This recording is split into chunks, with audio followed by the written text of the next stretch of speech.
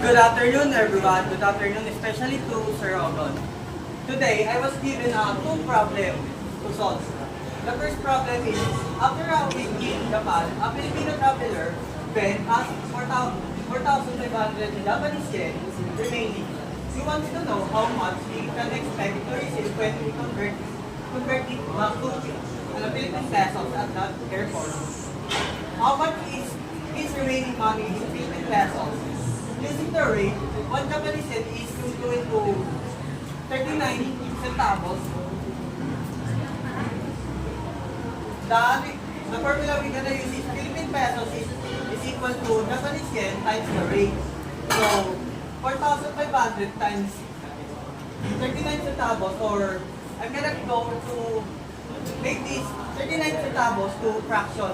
So, 4,500 pesos times 39 is equal to 175,500 over 100. So, the final answer is 1,755 pesos, or to simplify is 4,500 times 39.39.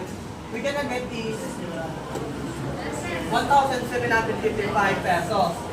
Let's move on to the next question. A foreigner visitor to the Philippines refueled their rental car with 35 liters of gasoline. The price per liter is 57 pesos. The visitor pays using US dollar credit card that will be billed in USD. What is the total fuel cost in the dollars? Use the rate, $1 is going to 58 pesos. The formula we're gonna use is Philippine pesos is equal to liters times price of the per liter.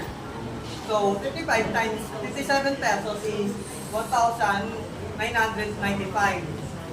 So to convert it to dollars, US dollars, we're gonna divide it by 58 pesos. So 1,995 pesos divided by 58 is equal to $34.40. That's all. Thank you.